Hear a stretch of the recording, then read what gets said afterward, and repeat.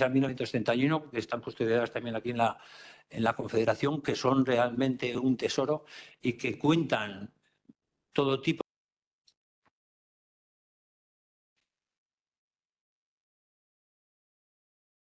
Bueno, la base de mi ponencia está en dos trabajos y en los fondos bibliográficos que tenemos en la Confederación, que son muchos, si quiere. Haré mención en mi presentación.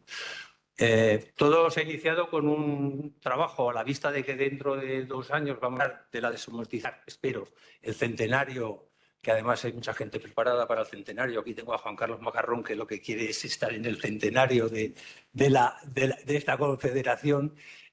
Bueno, pues hace 98 años, el 3 de marzo de 1926, se hizo la publicación en el boletín oficial correspondiente de la declaración de la Confederación Sindical Ideológica de la Desamortización.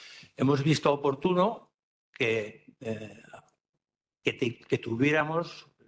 supiéramos qué es lo que ha pasado en el Servicio de Aplicaciones Forestales desde sus comienzos.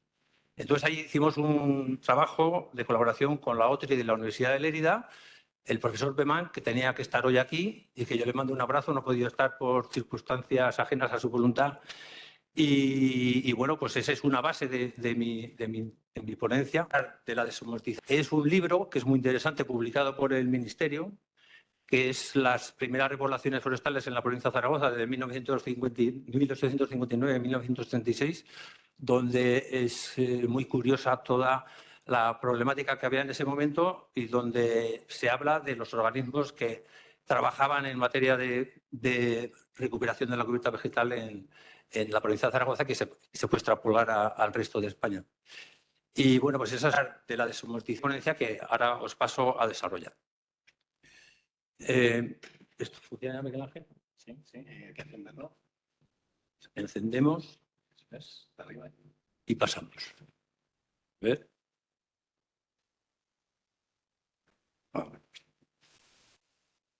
Ahora.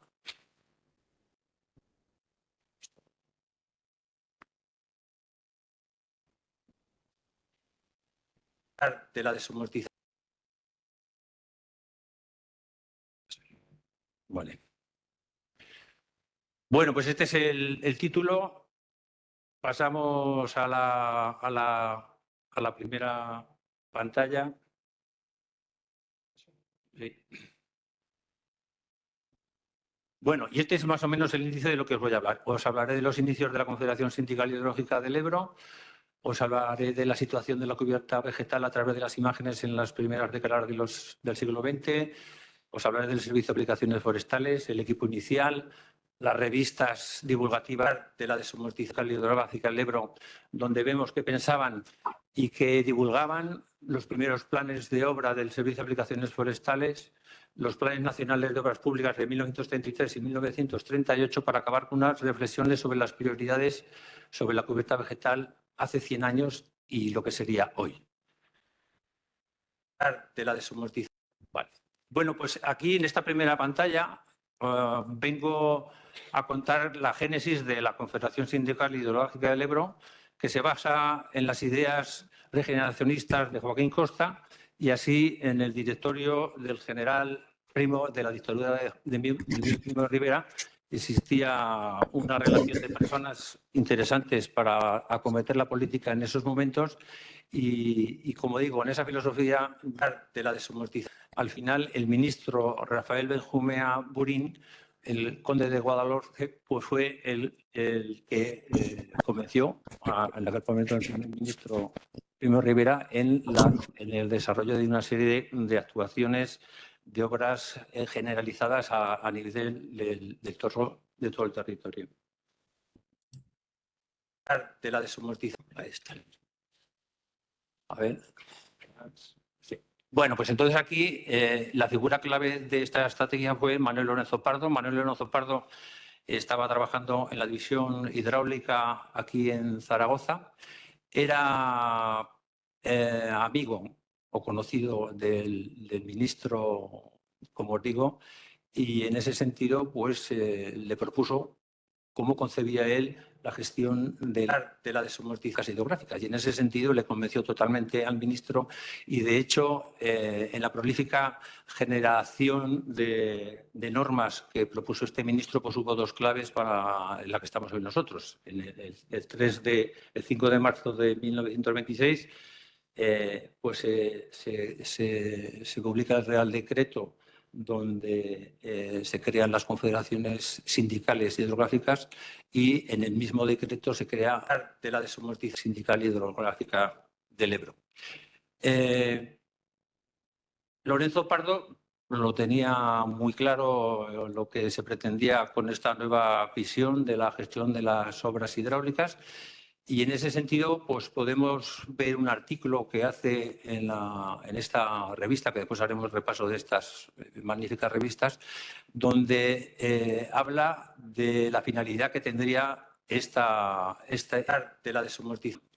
Y lo sintetiza de esta manera. No es el riego, ni el canal industrial, ni la instalación de las grandes turbinas, ni el río navegable, como no lo son tampoco el campo, la mina, la industria o el bosque por sí mismos, sino el conjunto armónico de todo ello en la precisa proporción que ha de conducirnos a la máxima producción integral de la cuenca, a su prosperidad mayor y más duradera. Bueno, esa es la filosofía de Lorenzo Pardo de la desamortización y tiene una labor importantísima. Pero me vais a permitir que nos pongamos todos las gafas de don Manuel Lorenzo Pardo de aquella época. Entonces, si nos ponemos las gafas, vamos a ver cómo se veían los montes en aquel momento. Entonces, aquí os muestro una fotografía que es la desembocadura del río Ribota. En aquel momento el río Ribota era importante porque se pensaba la construcción de la desamortización. El Ribota es un afluente del río Jalón y justamente esta fotografía está algo así como 2 kilómetros antes de lo que va a ser la toma de agua del embalse de Mularroya, antes de entrar en las hoces del Jalón. Bueno, traigo en consideración esta fotografía porque la Confederación Hidrográfica tiene un archivo fotográfico interesantísimo, tutelado por Félix Peláez, que yo le agradezco su apoyo porque me ha facilitado una serie de la desamortización. Son 15.000 fotografías que en este momento se están digitalizando y datando y que espero que a medio plazo puedan ser motivo de que se puedan conocer y obtener a través de la página de la Confederación. Bueno, esta es una fotografía que nos muestra cómo estaban los montes en este río, en el río Jalón, que preocupaba mucho en esa época, de la desamortización. Hay fotografías, como digo, variopintas. Tenemos la fotografía de arriba del emplazamiento del embalse de Mediano, y tenemos el pueblo de Mediano, antes de la construcción. Tenemos en el medio el embalse de una rambla en Baluenga, una gran problemática que tenía el río Jiloca. Esta es una fotografía que tenemos datada y tenemos localizada, pero no sabía yo de dónde era, y al final con el libro este que os digo de Ignacio Peresova y de Álvaro Bernando he podido identificarla. Esto está de la desamortización loca y se ve una fotografía de la repoblación que se hizo en 1928. Y tenemos una fotografía, la de abajo corresponde a la ciudad de Daroca, que tenía una gran problemática en el tema de las inundaciones y que a través no solamente ya del servicio de aplicaciones forestales que actuó en la cuenca del Jiloca, pero de otras unidades de la Administración en esa materia, como son la Sexta División Hidrológica Forestal, por Nicolás Ricardo García Cañada, fue un ingeniero de la desamortización. Marcó un hito en la restauración de estas zonas con tan poca pluviosidad. Bueno, fue acompañado por otros ingenieros en esta restauración de esta cuenca, como por ejemplo Antonio Pascual Yarza y otros ingenieros. De la desamortización. Otras fotografías, estas os he traído otras dos fotografías que son del entorno del embalse de la Tranquera. Como veis, la cubierta vegetal estaba totalmente desnuda, era lo que se había generado a lo largo de los años, donde incluso había un debate entre el Ministerio de Hacienda y el Ministerio de Fomento, el Cuerpo de Ingenieros de Montes, el Cuerpo de Ingenieros de Montes de Hacienda, con la polémica de qué montes se tendrían que rescatar de la desamortización de Pascual Madoz en el 1900 y pico. Y y de alguna manera, bueno, habían derivado que muchos montes habían pasado a manos de manos públicas a manos privadas, y realmente pues esta era un poco la imagen que, como digo, teníamos o tenemos a través de las gafas de Manuel Lorenzo Pardo. Pero esta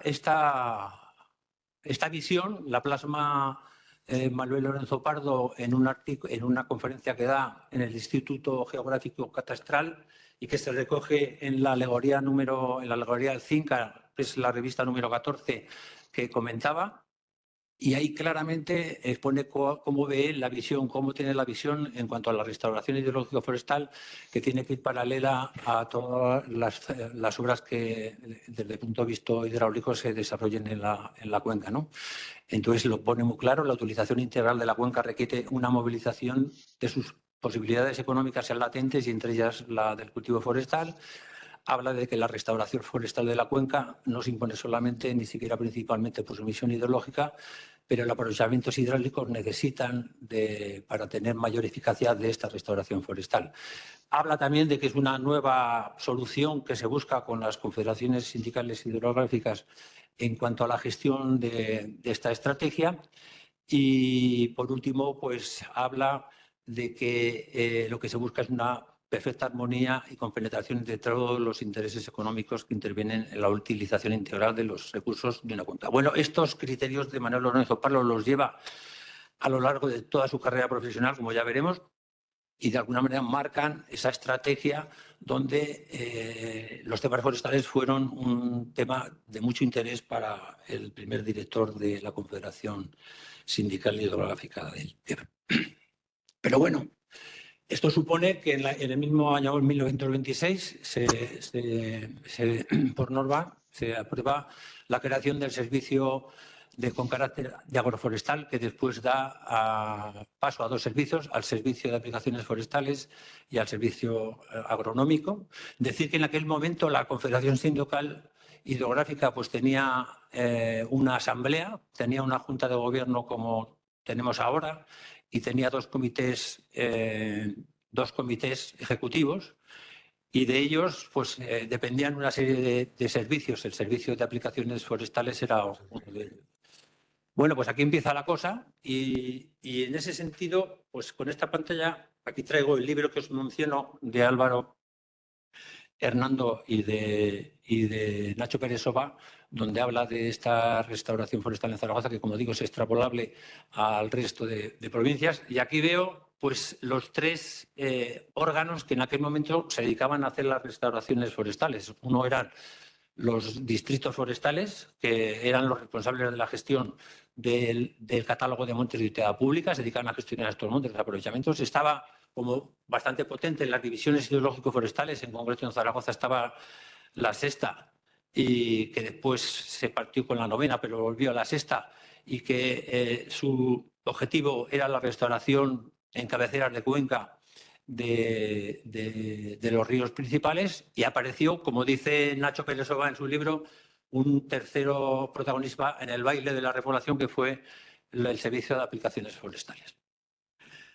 Este servicio hace mención Lorenzo Pardo en esa conferencia que os decía de cuáles eran sus componentes, y aquí tenemos en la revista número 14, pues salen pues los ingenieros Carranza, Azpeitia, Sada, Ganuza, Carrera y Carretera, bajo la orientación del jefe de ese servicio en ese primer momento, que fue Joaquín Ximénez de Mon. Pero vamos a ver quiénes eran los protagonistas. Los protagonistas los tenemos aquí. Cada uno de ellos fue, fue responsabilizado de una serie de cuencas. Pues aquí tenemos a Vicente Carranza, que fue responsable de la cuenca del Segre; Florentino Azpeitia, que fue de la cuenca del Jalón; Martín Sada, que fue del río Aragón; Miguel Ganuza, que fue del río Gallego; José Carrera del Cinca. Y después, bueno, pues ficharon al último que había salido en la última promoción, el número 1, Luis Carretera, que también fue adscrito a la cuenca del Jalón.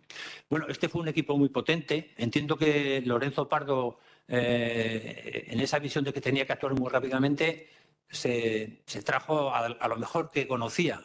Él era, como digo, amigo de Pedro Ayerbe Ayue, que era el jefe de la Sexta División Hidrológica Forestal hasta 1926, y fichó pues, a los buenos. En ese sentido, fichó a Ximénez de Munt como un gran ingeniero, y después pues, fue fichando tanto a Joaquín y a Joseca y a Miguel Ganuza, que también estaba en la Sexta División, o a José Carrera, que estaba en el Distrito Forestal de Barcelona. Bueno, estos son los protagonistas de mi ponencia. Decir que de estos 6 personajes, 4 de ellos tuvieron después una gran relevancia en la política forestal española, porque muchos de ellos llegaron a ser directores generales de montes, o uno de ellos fue el director del patrimonio forestal del Estado. Pero bueno, tenemos a estos protagonistas y lo que nos interesa es saber qué es lo que pensaban y qué es lo que hacían. Y en este sentido, la Confederación Sindical Hidrográfica del Ebro tenía una orientación divulgativa de su ideario regeneracionista importante, y te puedes encontrar en 68 revistas desde 1926 a 1971, que están custodiadas también aquí en la Confederación, que son realmente un tesoro y que cuentan todo tipo de detalles, asambleas, reuniones de las juntas de gobierno, los comités ejecutivos, y cuentan todas las actuaciones que desarrollaba la Confederación en aquel momento. De todas ellas, bueno, destacar estas portadas tan bonitas que lo hacía un ilustrador que se llama Ángel Díaz Domínguez, y destacar de todas ellas la número 14, la correspondiente a la alegoría del río Cinca, donde es una sobre el tema forestal. Entonces, ¿qué es lo que se pensaba o qué es lo que hacían? Bueno, en esa revista monográfica, el número 14, hablan primeros espadas en ese momento de la política forestal. Pues habla Miguel de Campo y Bartolomé, habla Octavio Lorrieta, en ese momento eran los que mandaban en toda esta estrategia, y de alguna manera dan la bienvenida a la creación de la Confederación Sindical Hidrográfica, porque ven una manera diferente de tratar la problemática, gran problemática de la gestión de la restauración de las cubiertas vegetales. Pero en estas revistas te encuentras cosas variopintas. Esta es una pantalla que Sergio Zurdo, que lo tengo por aquí, le agradezco el apoyo que me hizo a la hora de hacer la presentación. Me dijo, esto no lo puedes poner. Digo, no, si ya sé que no lo puedo poner, es un tocho de pantalla. Los catedráticos de universidad que aquí tengo me criticarían. Pero bueno, Sergio.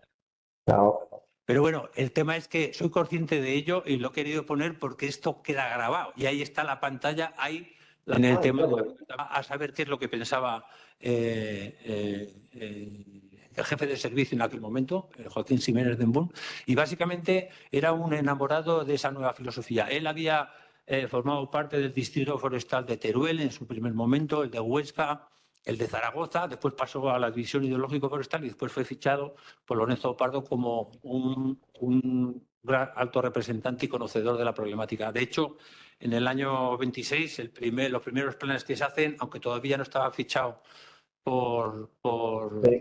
en el tema, lo utilizó para hacer los primeros proyectos de regulación de la cuenca del Jalón. Pero bueno, tenemos proyectos, tenemos artículos de Florentina Azpeitia, sobre el tema de los viveros y la repoblación del Jalón, o tenemos artículos de José Carrera sobre la problemática que teníamos en la cuenca del Cinca. Me gustaría que José Carrera pudiera ver la cuenca del Cinca, porque ha cambiado sustancialmente en el tema de la cuenca vegetal que tenemos en este momento. Y bueno, pues con el trabajo de Jesús Pemán, como digo, hemos hecho un repaso de todos los planes de obra del Servicio de Aplicaciones Forestales, que los tenemos aquí desde el 26 hasta el 75. Ha sido una ardua labor, porque muchos de los proyectos que se han escogido pues han sido buscados en el archivo, que también es un revisado, pues a Confederación en la Sotonera. Y bueno, por el profesor Pemán nos pedía los proyectos, los traíamos aquí a la Confederación y los revisaba. Bueno, con estos proyectos que él ha revisado, pues hago repaso rápido de lo que han sido los planes de este servicio en 1926. Como digo, el jefe de servicio se incorpora en el mes de octubre. Lorenzo Pardo ya en su primer presupuesto y lo otorga al servicio forestal dentro del servicio de agronomía por el orden de $500.000 de pesetas de aquel momento. Hablaremos de cuánto es una peseta allá. En su... A ver.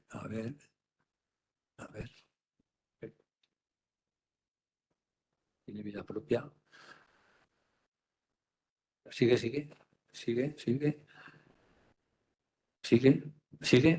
Bueno, en el 27 ya se centra más el presupuesto del servicio de aplicaciones forestales y en este sentido Lorenzo Pardo sí que da unas instrucciones cuando dice el plan de trabajo se deja constancia de la necesidad que los proyectos de corrección se refieran por embalse al objeto de huir, de restaurar otros terrenos que aunque fueran útiles disten mucho de la utilidad que proporcionan la restauración de las cabeceras de los embalses en cuanto a evitar el arrastre y disminuir la vida útil. Es decir, ya en su cabeza estaba de que había que construir esos embalses y había que restaurar la cuenca correspondiente para conseguir que la vida de esos embalses fuera mayor. Pasamos ya bueno, en esta ponencia quiero mostrar cuál era el motivo del trabajo. Hablaban de proyectar ejecutando. Era tal arduo el trabajo que tenían que acométela ejecutar y proyectar a su vez, ¿no? Pues hablaba Lorenzo Pardo de la empresa exauda, enojosa, ingrata y comprometida, pero fundamental, en oscura, pero patriótica. Acométela. Ya se centra más el tiro, ya se llega al resto de rincones de la cuenca. Ya tenemos ya definidos por las distintas cuencas más importantes del Jalón, del Cinca, del Gállego, del Aragón. Entonces aquí tenemos un mapa donde de alguna manera se distribuyen los trabajos que va a acometer el servicio de aplicaciones forestales y en colores diferentes, en concreto el marrón, el que acomete los servicios de la Sexta División Hidrológico Forestal y en color verde más oscuro los distritos forestales. Aquí se repartían de alguna manera en ese momento del territorio. Si pasamos al año... Bueno, estos serían... Sí. Este sería un poco la anualidad de ese año 28. Estamos hablando de algo más de 5,5 millones de pesetas, que traducido al presupuesto actual serían del orden de casi de 13 millones de euros. Esto es un poco para que veamos las cifras con que en aquel momento. En el año 30 ya destacar el plan forestal que Lorenzo Pardo propone en 1926. Y en ese sentido, pues tiene, digamos, una estrategia de repoblar 1,5 millones de hectáreas en 80 años con una media de 19.000 hectáreas por año, con lo cual era un arduo trabajo el que le esperaba a ese servicio de aplicaciones forestales. En el 29, bueno, aquí tenemos un mapa con los trabajos. Como digo, el profesor Pemán ha buscado esos proyectos que tenemos en custodia y que los tenemos en la relación allí. Si pasamos, Miguel, entramos ya en los últimos años digamos que donde deslumbró este servicio. En el año 30 pues, se acaba la dictadura de Primo de Rivera. En ese sentido, Lorenzo Pardo defiende su trabajo, publica un par de artículos en la prensa local y nacional. Eso supone el cese de Lorenzo Pardo. Supone no solamente el cese, sino que va a haber un expediente. Y en ese sentido, pues un poco empieza a que el presupuesto mucho más bajo, el deslumbramiento que tuvo ese servicio de aplicaciones forestales al final decayó. En el 1972 ya se produce la diáspora de los técnicos del servicio de aplicaciones forestales. Aquí tenemos una gráfica de lo que eran los presupuestos desde el 1926 hasta el 45 del servicio de aplicaciones forestales, en pesetas en azul, en euros en verde. Y bueno, pues vemos que a partir del 32 hay un bajón y después a partir del 40 pues hay un mantenimiento de ese presupuesto mucho más bajo de lo que inicialmente se tuvo por ese servicio. En el 1933 Lorenzo Pardo es rehabilitado administrativamente. Al final lo nombran en Madrid director del Centro de Estudios Hidrográficos y en 3 meses genera lo que se llama el Plan Nacional de Obras Hidráulicas de aquel momento. Lorenzo Pardo tiene muy claro que la política hidráulica debe ir en armonía con la política forestal y así pues establece en el cuadro, que es difícil que lo veáis, pero ahí se ven a nivel provincial cómo estaban las superficies en aquel momento y qué es lo que se pretendía hacer en ese hidráulicas en cuanto a la restauración de la cubierta vegetal. En el año 33 es esto, destaco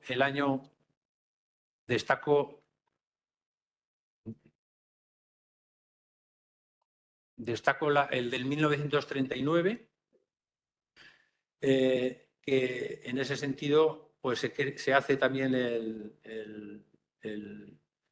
el Plan Nacional de Obras Públicas en el año 38. También en este sentido le encargan a Florentino Azpeitia, que era ya en ese momento un alto cargo de la Administración Forestal, le encargan la partida correspondiente a la armonía que Lorenzo Pardo siempre le decía y que de alguna manera se admitió también en ese plan del 38, donde el 13% del presupuesto que tenía ese plan al final iba derivado a trabajos forestales.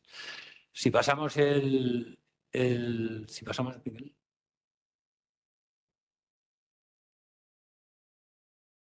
En la década, ya pasamos en los años 40, donde al final la decisión que se toma es que el órgano repoblador por excelencia sea el patrimonio forestal del Estado, y en ese sentido la Confederación incluso le encarga trabajos de repoblación de sus montes a este patrimonio forestal. Digamos que también Joaquín Semide de Mun, que es el primer jefe de servicio de aplicaciones forestales, en el año 38-39, con Luis Ceballos, pues elaboran lo que es el Plan General para la Repoblación Forestal de España, que será, digamos, el origen de la gran potencia en cuanto a la repoblación forestal en nuestro país.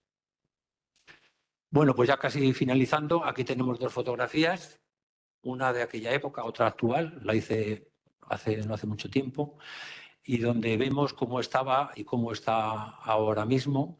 Entonces, la superficie de las masas forestales han crecido desde que se emprendieron a desarrollar los primeros trabajos de restauración hidrológico-forestal en España.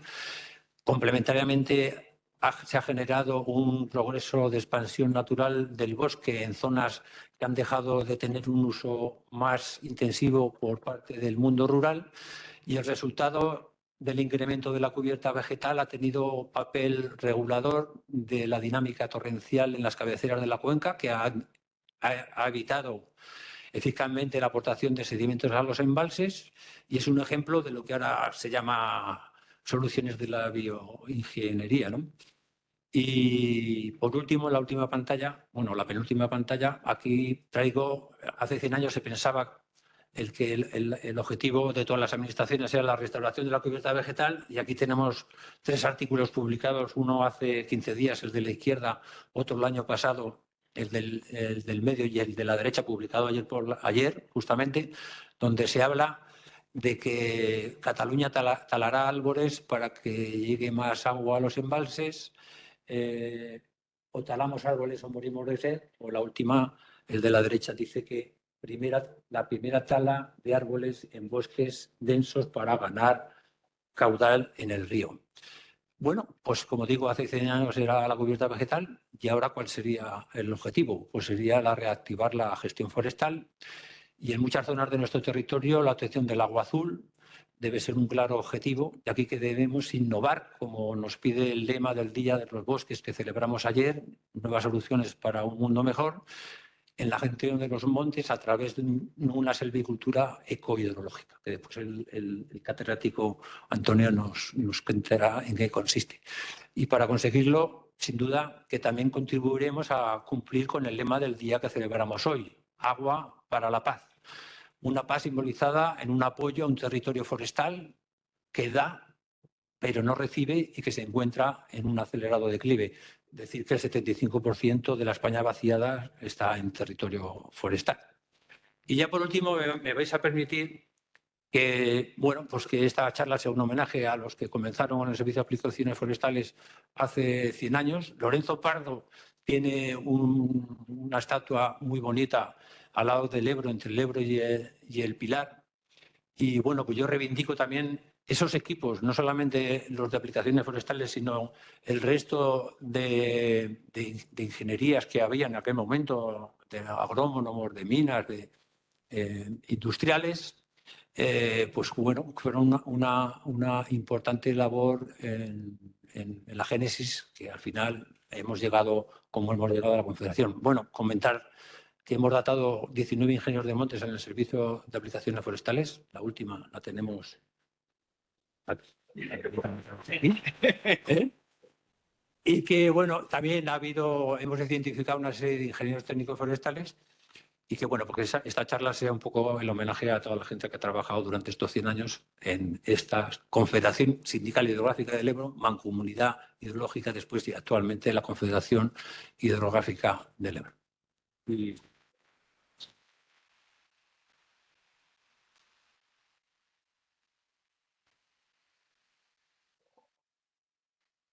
Bueno, pues como vamos con horario, ahora ya le doy la palabra a la actual jefa de Servicio de Aplicaciones Forestales para que nos hable de su ponencia, que es la evolución histórica de la cubierta vegetal en la cuenca del Ebro.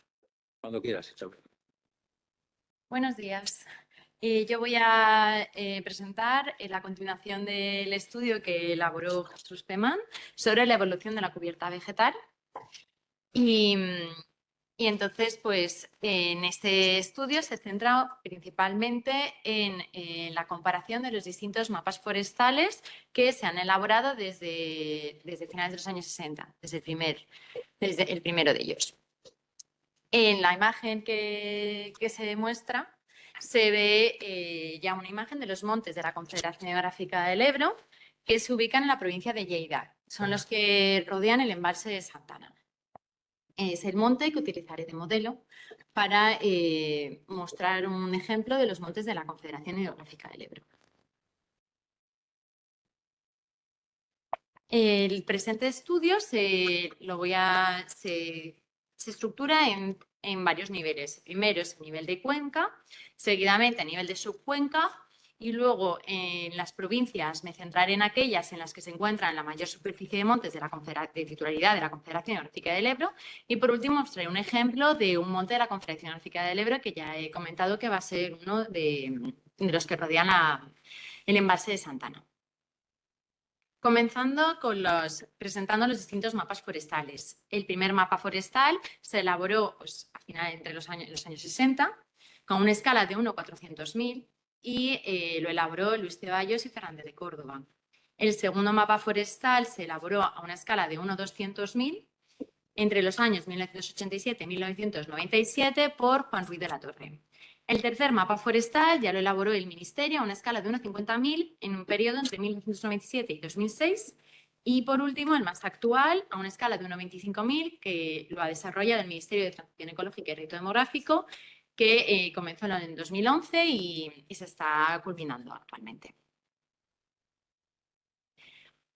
Para entender un poco toda la metodología de este estudio y cómo se ha llevado a cabo la comparación de la evolución de la cubierta vegetal, quería mostrar un poco los criterios que se han utilizado, que están incluidos dentro del mapa forestal español. Hace una división muy clara entre superficie forestal y no forestal.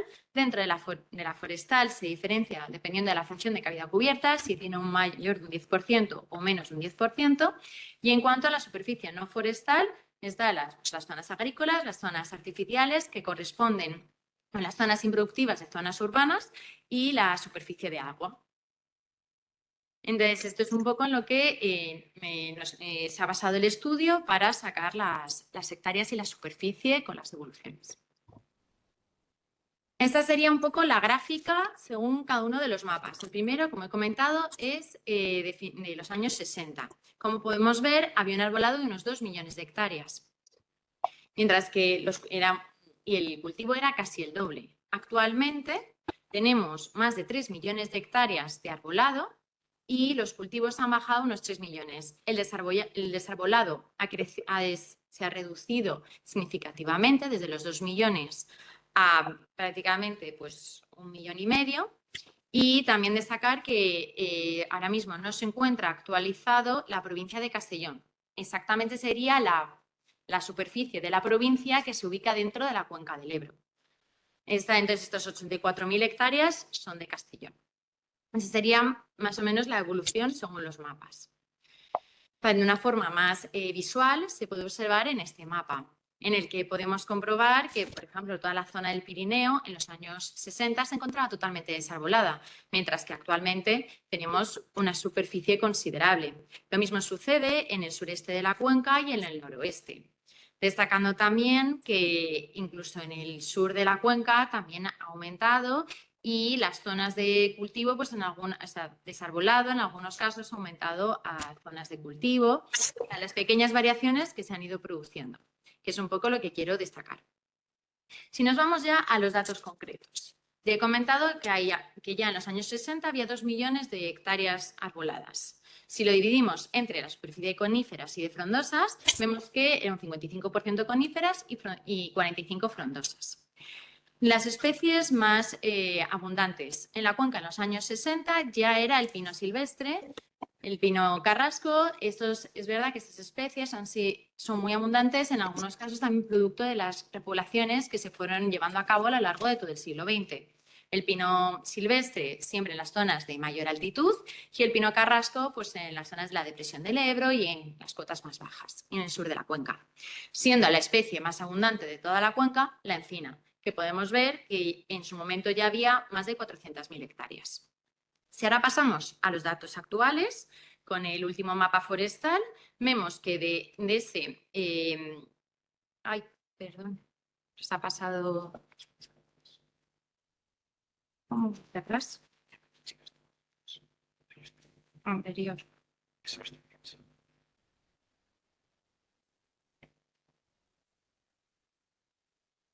Sí. Vale, actualmente tenemos unos 3 millones de hectáreas, ha habido un fuerte incremento, la proporción de coníferas y frondosas se ha mantenido, pero, por ejemplo, vemos que en el caso de los pinos teníamos unas 300.000 hectáreas del pino silvestre, ahora tenemos casi 600.000. El caso del pino carrasco, pues una proporción similar. El pino salgareño también ha crecido, pero en menor proporción, y también ha crecido más de 200 hectáreas la encina, siendo bastante llamativo, ya que en el caso de la encina no se han hecho repoblaciones, sino que ha sido de forma natural el incremento y muchas zonas, pues zonas de desarbolado que se han ido ocupando. Una vez ya explicado a nivel de toda la cuenca, quería hacer una mención a nivel de las subcuencas. Las cuencas donde ha habido un mayor aumento del arbolado ha sido principalmente en las que se encuentran en el Pirineo. Entonces tenemos la de Cinca, el Gállego, las distintas nogueras, la noguera Ribarrozana y la noguera Pallaresa. La única excepción es el caso del Guadalupe, que también ha habido un incremento muy fuerte. El siguiente nivel ya es las distintas provincias que se ubican dentro de la cuenca del Ebro. Destacar que es la superficie que se encuentra dentro de la cuenca, o sea, de estas provincias. No es la superficie completa de muchas de ellas, como es el caso de Burgos, que solo es parte de ella, o de Teruel. Entonces, mencionar que en el caso de Burgos pues ha habido un incremento bastante fuerte, pero también es muy llamativo el caso de Huesca, que prácticamente se ha duplicado de 300.000 a casi 600.000. El caso también de Navarra, que también se ha prácticamente duplicado de 200.000 a 3.500. O el caso de Teruel, o sea, hay casos muy llamativos, también Zaragoza. O sea, la superficie ha aumentado de forma bastante significativa. Si lo queremos ver de una forma más visual, tengo estas gráficas, donde vemos el importante incremento que se ha producido en Huesca desde el segundo mapa forestal al tercer mapa forestal. En este caso, serían de las fechas desde los años 80 al 2000. Es cuando se ha producido este gran incremento. También sucede lo mismo en el caso de Zaragoza. Se ha producido el incremento desde los años 80 al 2000 o, por ejemplo, también en Vizcaya, mientras que en el caso de Burgos fue desde los años 60 a los años 80. Esta visual, lo que sí que en todos los casos se ve es la evolución que ha aumentado prácticamente en todos. O sea, en todos los casos ha aumentado la cubierta vegetal, pero en diferentes periodos. Ahora ya lo que quiero es centrarme en aquellas provincias donde se encuentran la gran mayoría de los montes de la Confederación Hidrográfica del Ebro. De hecho, el 96% de los montes de la Confederación se ubica en la provincia de Huesca, que tiene un 47%, Y luego ya es Zaragoza, Lleida y Teruel. Es donde entonces me voy a centrar en estas 4 provincias. Y voy a desgranar un poco los datos de ellas. En el caso de Zaragoza, podemos ver que el arbolado se ha incrementado, ya lo he comentado antes, prácticamente se ha duplicado. También ha aumentado la zona de agua, pues debido a las construcciones de los embalses, los cultivos se han reducido. Bueno, ahora mismo estamos ya próximos a los que había en los años 60. El desarbolado se ha reducido drásticamente y el improductivo, pues con el desarrollo de las ciudades, obviamente se ha incrementado. Las especies principales tenemos el pino carrasco, muy abundante pues en todo el sur de la cuenca y en la zona de la depresión del Ebro, la encina, y luego tenemos el Quercus paginae y el Pinus nigra. En la siguiente provincia, en Teruel, destacar que solamente se ha escogido la superficie que corresponde a la cuenca del Ebro. Se ha eliminado la superficie de la provincia que corresponde a la cuenca del Tajo y a la cuenca del Júcar. En este caso, pues es algo muy similar. La superficie de agua ha aumentado, el arbolado también, de forma muy significativa, mientras se reducen los cultivos, el desarbolado y aumenta el improductivo. Las especies, el pino carrasco, muy abundante también de resultado de repoblaciones, la encina, el pino silvestre es muy abundante en esta provincia, sobre todo en el sur, en las zonas de mayores cotas de altitud, pero como me he centrado en las que corresponden a la provincia, hacia la cuenca del Ebro, pues la superficie de pino silvestre es bastante menor. Y por último, el pino sagareño. En cuanto a Huesca, la superficie arbolada se centra en la zona del Pirineo y Prepirineo, donde ha habido un fuerte incremento. Es algo similar el tema de las aguas, construcciones de embalses, los cultivos se han reducido poco a poco, este sí que es progresivo, no ha habido saltos como en otras provincias, que de repente en los años 80 aumentó los cultivos y luego se reducieron. Aquí sí que es una reducción periódica y luego pues se ha aumentado también muy significativamente la parte improductiva. Las especies, el pino silvestre, que se ubica en toda la zona de mayores altitudes del Pirineo y el Prepirineo, la encina de la depresión del Ebro, la hoya de Huesca, vamos, en la hoya de Huesca, y luego el Quercus paginae y el Pinus nigra. Y tratar de que las conductas indeseables no se vean reforzadas. Entrando desde la Confederación Hidrográfica del Ebro, los montes de titularidad de la Confederación, vemos el reparto de los montes. Como ya he comentado, el 96% se ubica en las provincias de Huesca, Zaragoza, Teruel y Lleida. Como podemos ver, que están enmarcados en rojo. Pero también destacar que encontramos montes pues en las provincias de La Rioja, Navarra, Soria, Cantabria, se encuentran muy repartidos, aunque son de menor tamaño. Aquí tenemos el listado de los 84 montes. Y ahora ya centrándonos en el monte de la primera imagen que he mostrado, la primera imagen de portada, que son los montes que rodean el embalse de Santana, pues destacar que uno de ellos es el monte de Boix. Este monte se expropió en los años 60, fue cuando se expropió, y en este estudio lo que se ha hecho es coger el vuelo americano de 1956 y llevar a cabo una fotointerpretación. Entonces, y luego se ha comparado este vuelo americano con los distintos mapas forestales. El primero de ellos, entonces el vuelo americano, lo que mostró es que todo eran cultivos. 435 hectáreas era cultivo y apenas había arbolado en el monte. Ya en los años 60, la Confederación lleva a cabo la expropiación y entonces a finales de los 60 ya podemos ver que el 14% ya era arbolado. Y luego, periódicamente, se llevaron a cabo las distintas repoblaciones. Destacar que a finales de los 60 se llevó a cabo un consorcio con la Dirección General de Montes, Caza y Pesca. Y en este consorcio se les dio a ellos el vuelo y entonces llevaron a cabo todas las repoblaciones hasta la actualidad, en la que el 92% de la superficie del monte se encuentra arbolado. De una forma más visual, vemos la fotointerpretación de 1956, donde todo eran cultivos y desarbolado, era arbustivo. Ya en los años 80, ya vemos que hay una superficie arbolada ya destacable, en los años 80.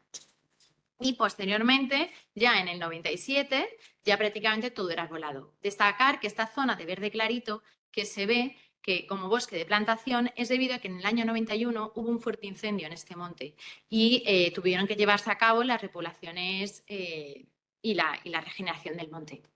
Por eso aparece en verde clarito y luego ya en la actualidad, con el último mapa forestal, ya se ve que parte se ha naturalizado y luego también que este mapa tiene una mayor precisión, por lo que también detalla cuáles son las zonas arbustivas, las zonas de bosques de galería y los herbazales que no se detallan en el anterior mapa forestal.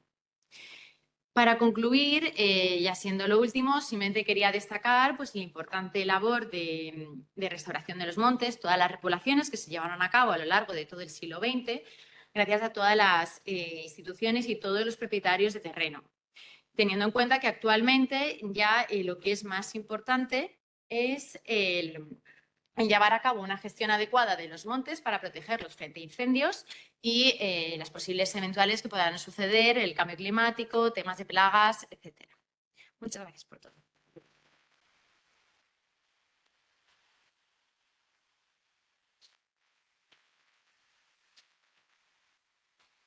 Bueno, pues vamos en hora. Gracias, Isabel. Y entonces, así nos dará un poco más de tiempo para el desayuno. Entonces, o bueno, le damos más tiempo a Rogelio.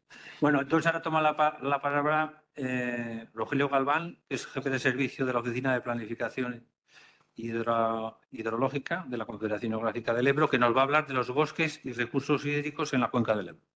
Cuando quiera, Rogelio. Buenos días. Voy a coger la presentación.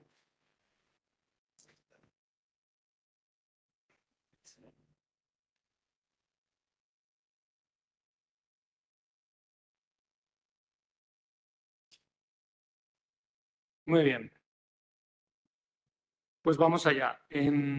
Bajo este título genérico, a ver,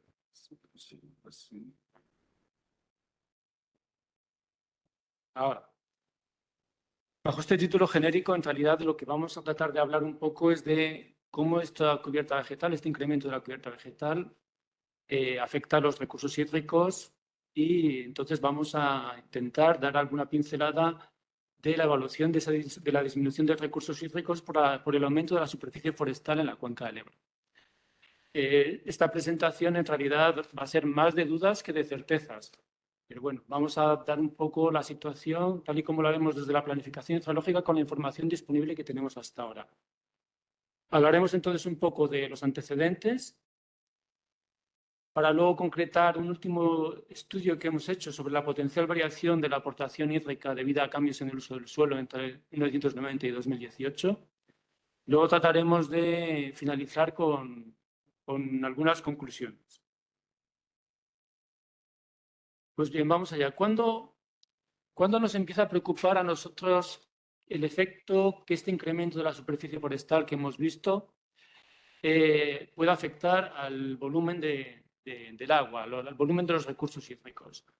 Bueno, pues para nosotros el pistoletazo de salida fue a partir del Plan Hidrológico Nacional.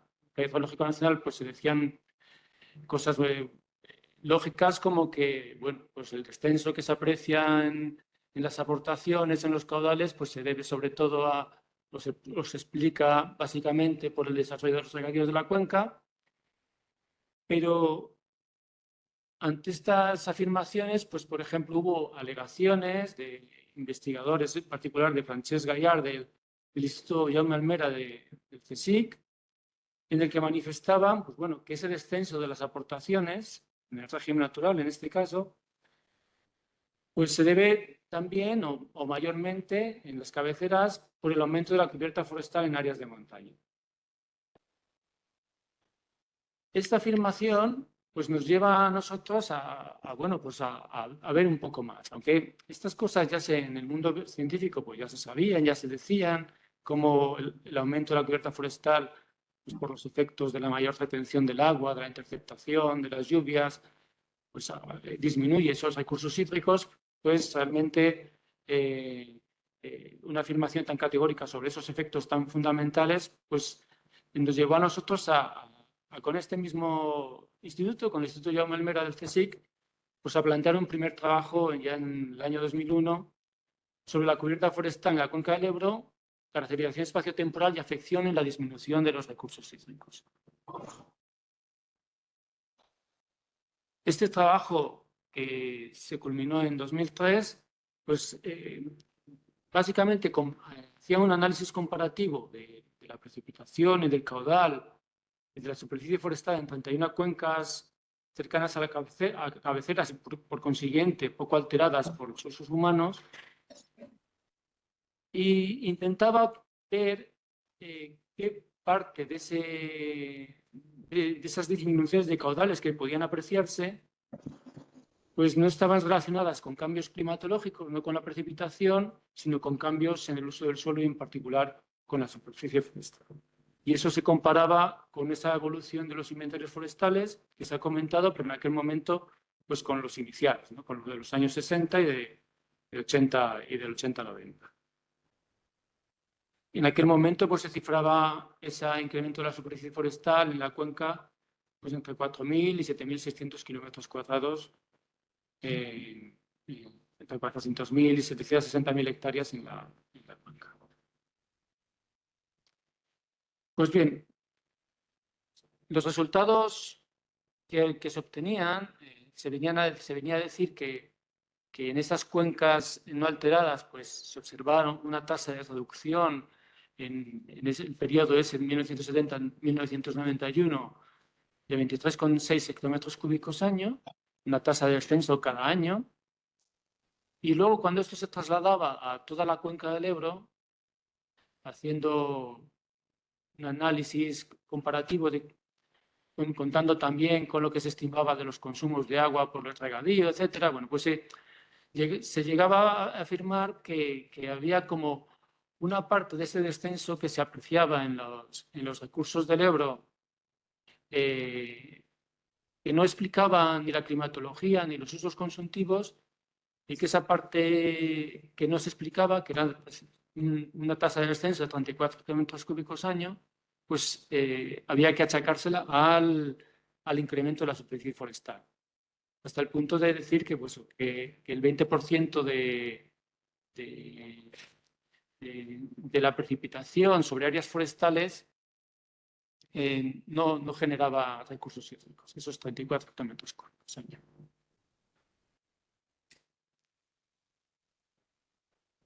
Este fue nuestro primer antecedente, nuestro primer estudio, el primer estudio que hicimos. Obviamente, a nivel científico, todo esto se ha trabajado más. Aquí, a nivel de la cuenca del Ebro, nuestras referencias son los trabajos que ha hecho el Instituto Pirenaico de Ecología, que obviamente con ese nombre pues, se centra mucho en los Pirineos. Aquí tenemos este trabajo, bueno, son varios investigadores los que trabajan allí. Destaco algunos, pero no son todos, y tampoco destaco todos los artículos, pero destaco estos, por ejemplo, este que lideraba Santiago Begría, donde se llegaba a decir que bueno, pues en muchos de los campos de cultivo en las laderas han sido abandonados progresivamente y progresivamente cubiertos por zonas de matorral y bosque. Y eso conduce a una intensa y progresiva reducción de la escosantía, de la aportación de agua. Este trabajo es de 2003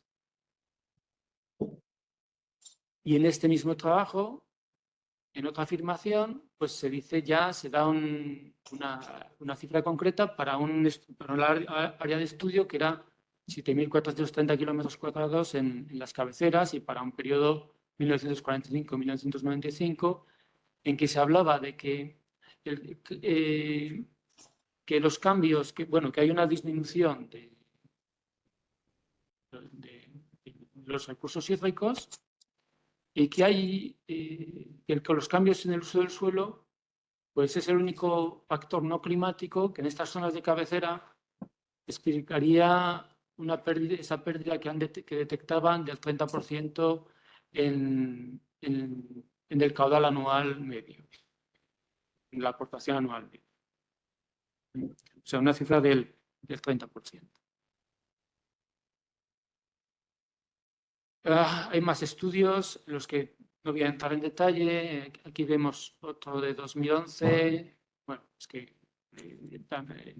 también se insiste pues eso, en la importancia de la interceptación, de la infiltración y del consumo de agua por las plantas, que que las cubiertas forestales realizan, ¿no? Y cómo eso pues, reduce la escorrentía y la aportación de agua a los ríos, etc.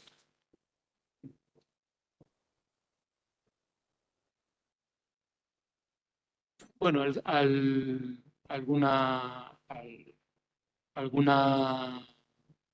referencia más de todos estos trabajos encabezados por algún otro investigador, Moreno en este caso, pues que igual te habla de cómo ese crecimiento, como consecuencia del abandono de las tierras, donde antes había actividad agrícola, pues está disminuyendo esas aportaciones hídricas. Una más en la que no vamos a hablar, habla más del futuro, de cómo esos cambios en el uso del suelo pueden afectar las aportaciones en el futuro.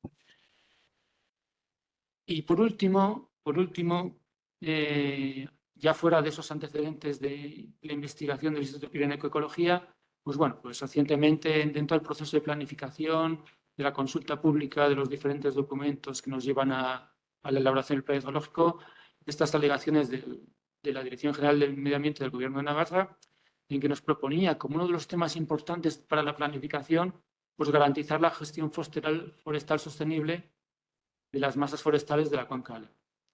No tanto centrado en este aspecto de la reducción de los recursos hídricos, sino en otros múltiples más aspectos, las riberas, los chopos, etcétera, etcétera, pero que también, bueno, pues señalaba cómo el uso mayoritario del suelo ahora mismo en la cuenca es el forestal y cómo esto realmente, pues, debemos tenerlo en cuenta en la planificación.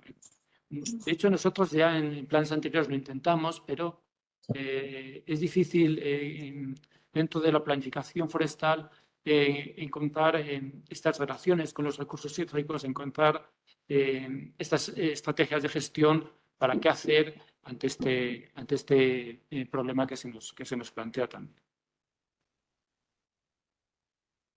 Muy bien, con esta parte acabamos con la parte de antecedentes y ahora vamos con un pequeño estudio que hemos realizado recientemente,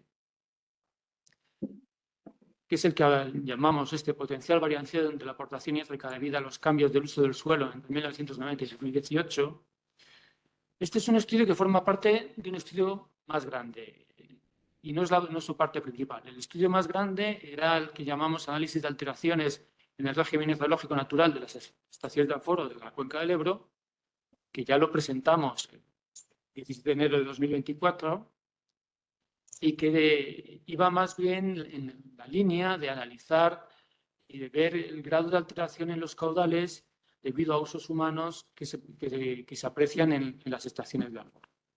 Y esto, lo que pasa es que como esto nos permite también ver esas cuencas que no han sido alteradas por usos humanos y eso también nos permite contrastar con otros factores, pues bueno, creímos importante o creímos interesante incluir dentro de este trabajo un ejercicio que mirase esta potencial variación debido a cambios de usos del suelo en la cuenca.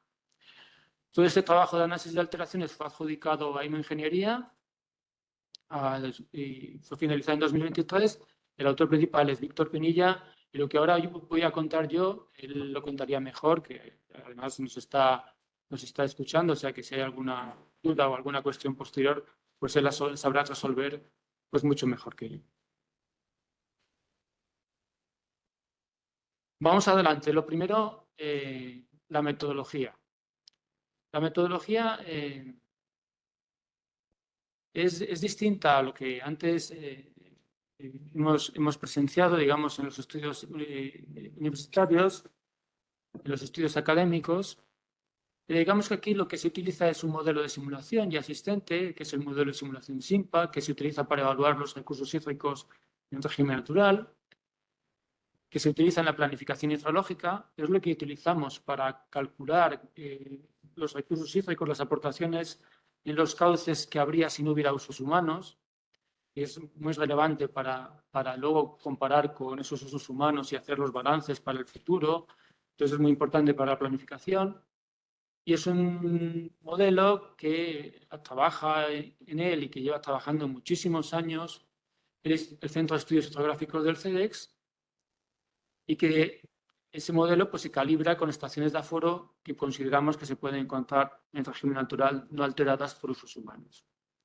Bueno, pues a partir de este modelo, se usa un parámetro del modelo, es un parámetro que se llama Hmax, pero que en definitiva se refiere al agua que como máximo puede contener el suelo, cuyo destino final pues, será la atmósfera a través de la evapotranspiración. Es decir, es el agua que se queda en el suelo, la capacidad de retención del agua en el suelo, que obviamente aumenta en el caso de los bosques respecto al suelo desnudo. Y entonces, cuanto mayor capacidad de retención tienes, pues menor son los valores de la escorrentía del agua que, ya sea superficialmente o subterráneamente, acaba en los cauces, en los embalses, etcétera, etcétera. ¿Vale? Este parámetro en el modelo pues, combina información de usos del suelo, textura y pendiente. En nuestro análisis lo de la textura y pendiente permanecerá invariable, pero obviamente el uso del suelo cambia, igual que está cambiando la superficie forestal. Y valores más altos de este parámetro, de Hmax, producen menos aportaciones. Cuanto más capacidad de retención y almacenamiento de agua en el suelo tenemos, pues menos agua circula hacia los ríos.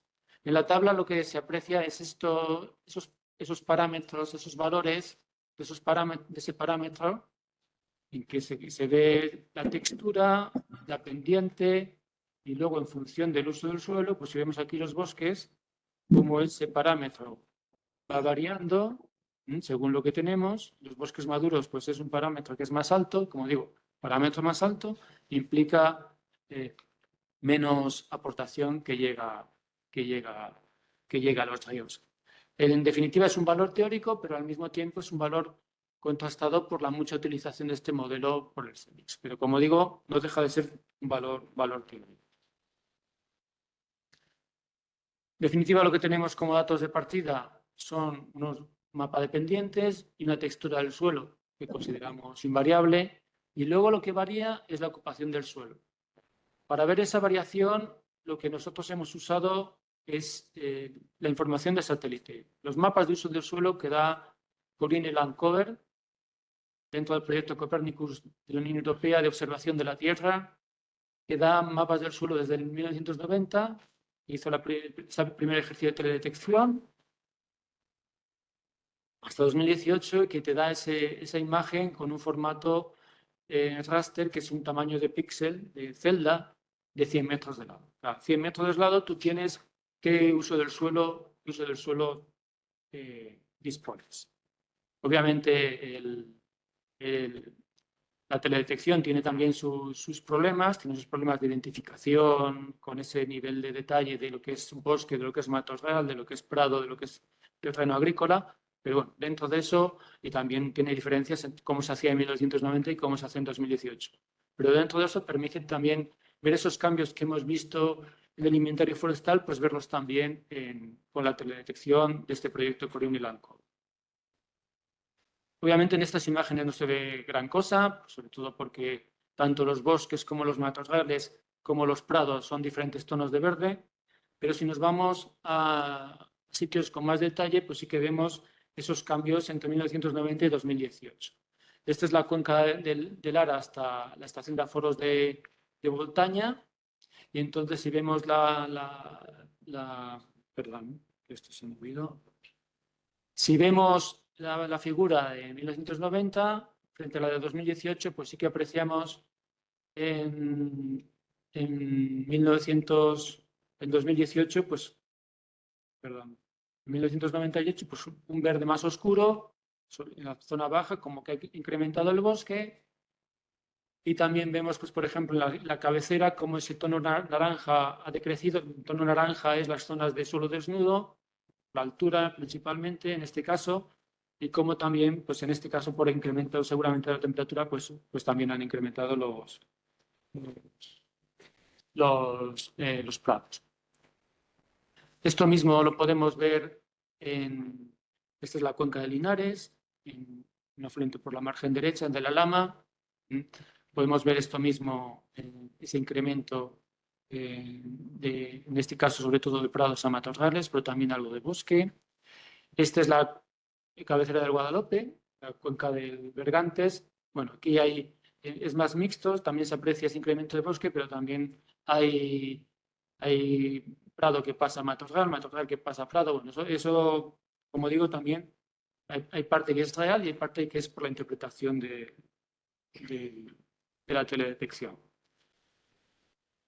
En esta gráfica de doble entrada ya se compara lo que es 2018 arriba y 1990 abajo. Entonces lo que se puede ver pues, es que si cogemos la cifra del bosque en 1990, vemos una cifra de 1.894.000 hectáreas. En 2018 vemos una cifra de 2.281.000 hectáreas. Y hay 1.595.000 hectáreas que eran bosque tanto en la teledetección de 1990 como en la teledetección de 2018. Y el resto pues, han variado hacia un lado a otro. En la siguiente imagen lo vemos mejor. Y aquí ya sí que vemos, está más resumido. Aquí ya sí que vemos el bosque con las cifras de... Ahí ya no sé lo que he hecho. Un segundito.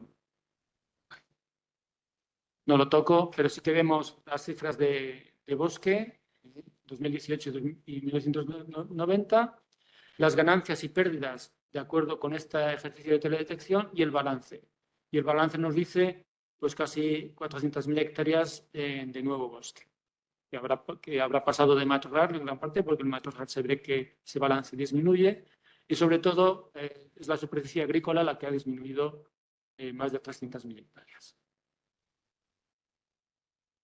Bueno, no voy a entrar en gran detalle en esto, pero obviamente todo eso, ese cambio en la superficie del uso del suelo puede transformarse en cambio en ese parámetro H+ de capacidad de retención de agua en el suelo, de aumento de la capacidad de retención de agua en el suelo.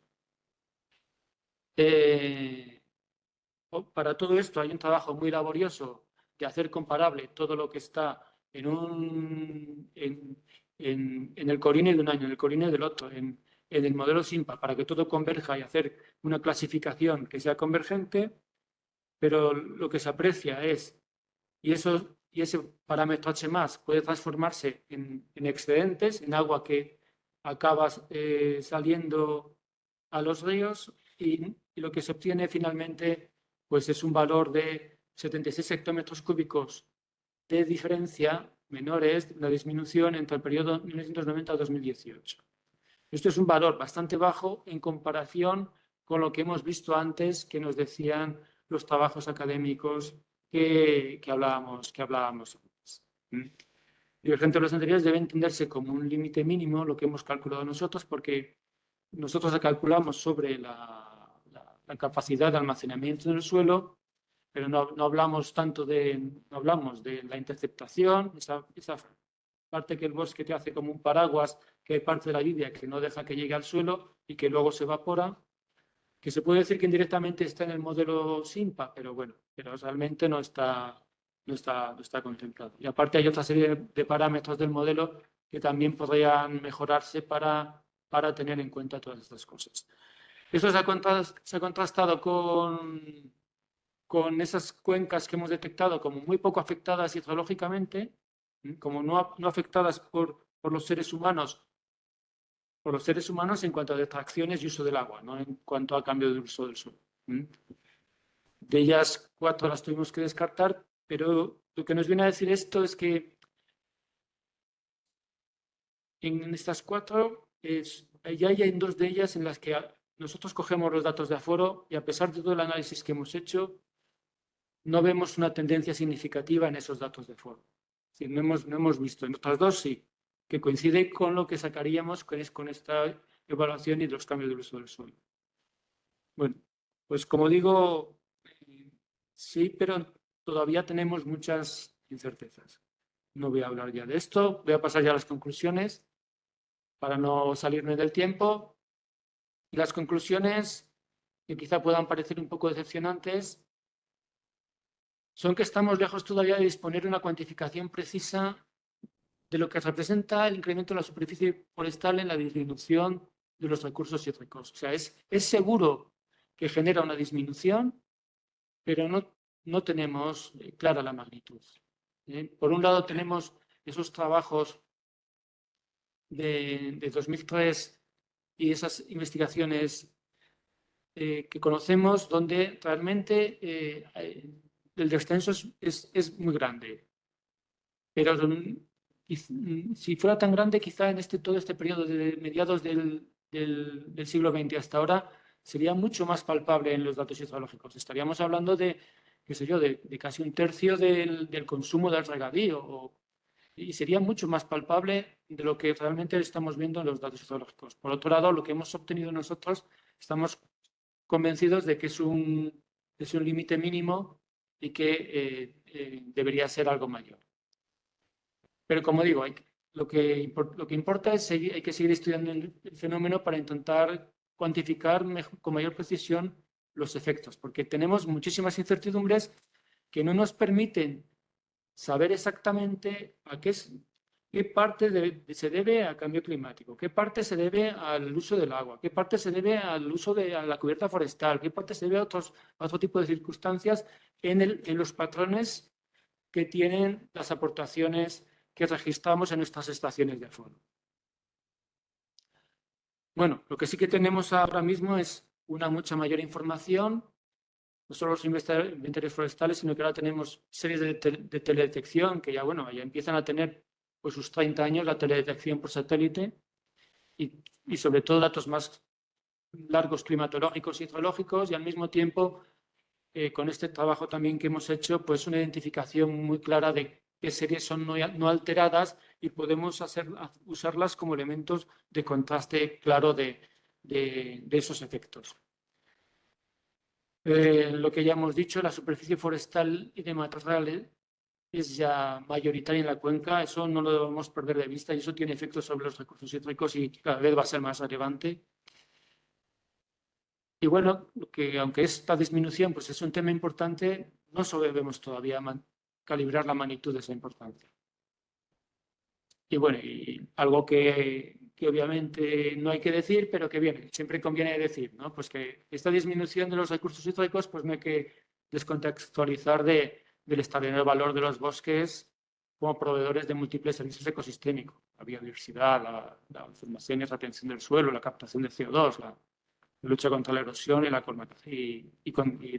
evitar la colmatación de los embalses, ¿no? Y garantizar su vida útil como Pablo también. Y eso es todo ya. Ya he acabado he ocupado un poco más de tiempo, pero lo siento.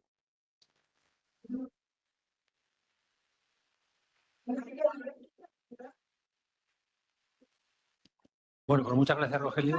Bueno, tema muy interesante. Espero que en la segunda parte de la jornada se den otros datos para montar más debate al respecto. Bueno, el debate al final lo haremos al final de las ponencias, con lo que los que nos estéis viendo a través del ordenador, pues guardar las preguntas y cuando acabemos de las dos ponencias que nos faltan será cuando os contestemos.